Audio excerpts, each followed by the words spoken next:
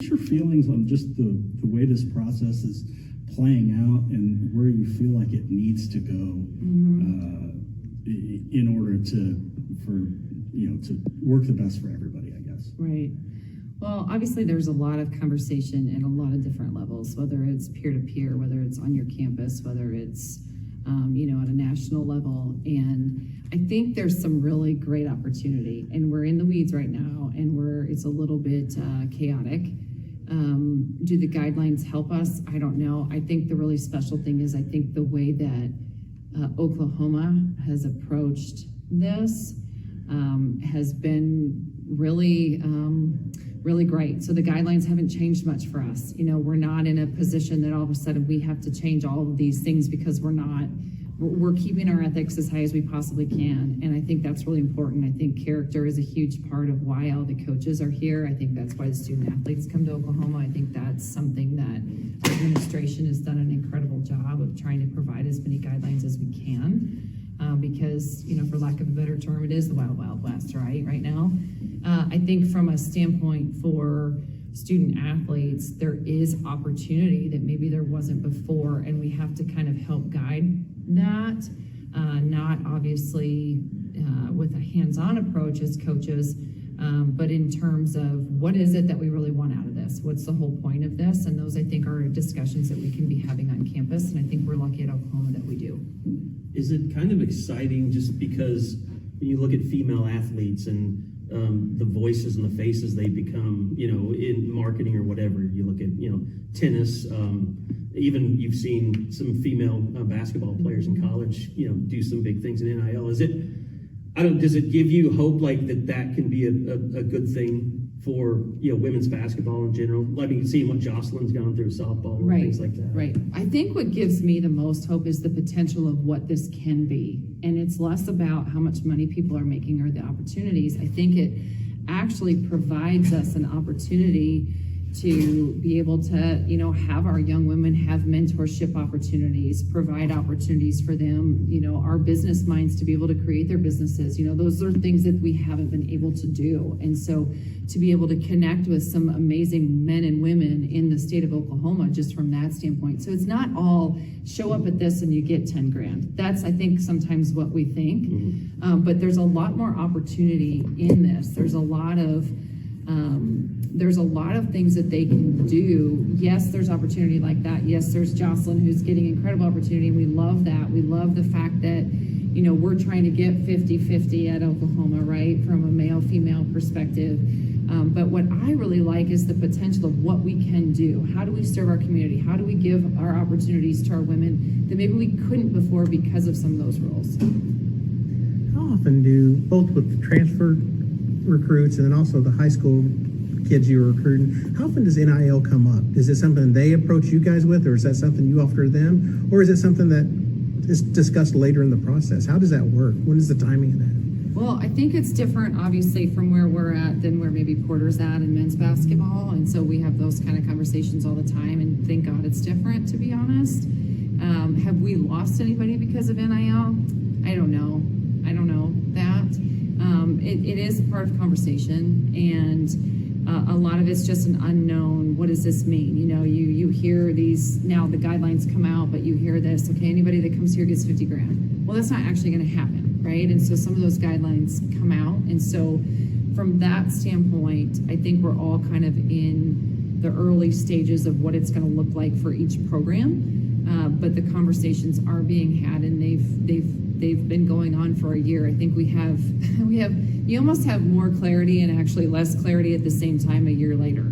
And so it's really trying to navigate what we want it to be able to look like as much as we can have a hand in that. You talked in answering Carrie's question about some of the opportunities that come along with this, and I'm curious, I can't remember exactly what the phrase was you said, but it reminded me of some of the stuff that Brent's doing with the Soul Mission and things like that. How much have you talked to him about that, or how much have you been familiarized with what that structure is becoming, and has it affected anything that y'all are doing, within your program?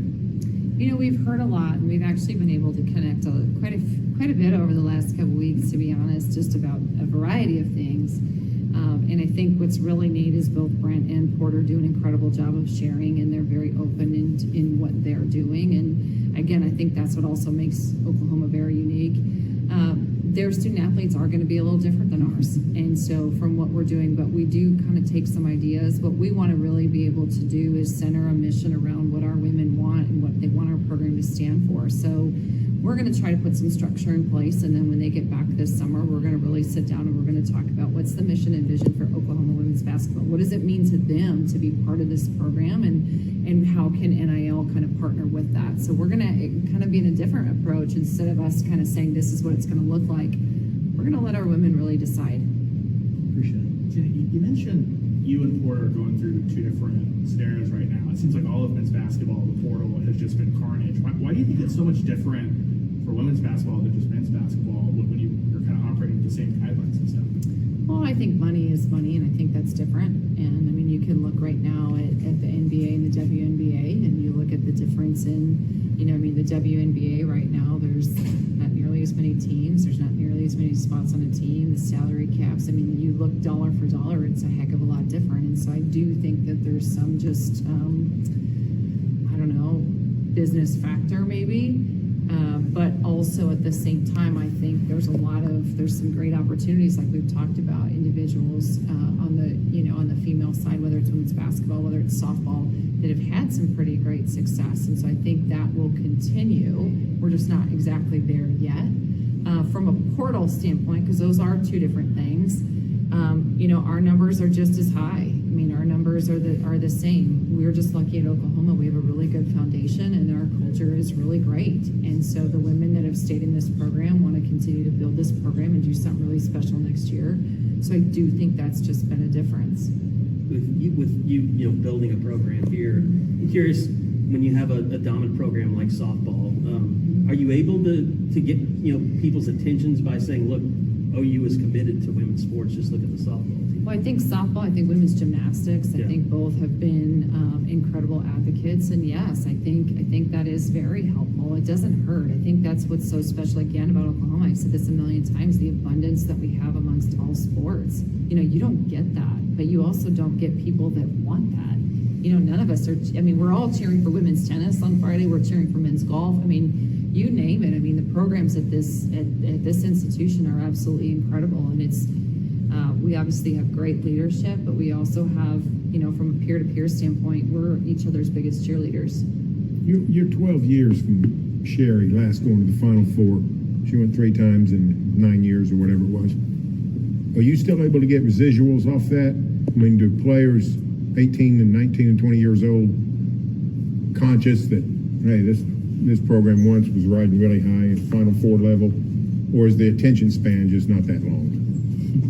Okay, that's kind of tricky. Here's what I think. I think the rich tradition of, we still have Danielle Robinson going in her 11th season in the WNBA, so there's still, a little bit of current players in the league. In terms of our alums and the pride that they have in this program, that part's really special. Young people, however, are pretty current, and they're pretty what's happening right now, what happened last year, what's going to happen next year. And so you have to kind of tell them that story. You have to kind of fill them in on some of those things. But I do think a lot of young people in this state have grown up as Oklahoma women's basketball fans. So I think that does help us. And they're Sooners. This state is very, very special. And so I think people grow up wanting to come here. So I think we have that. On a national level, we've got to do our work. We just do. And that's, yes, it's been done before. So from my standpoint, we're not creating something that's never existed. We're really building on a really healthy foundation. However, the players always want to know what happened 10 minutes ago. We're talking 14 to 18-year-olds, and now you've got it to 22, right? We're recruiting we're recruiting a lot of players that haven't even had one day of high school yet. That's the difference. So they sometimes don't know what's happening next month, let alone what happened 12 years ago. Yeah.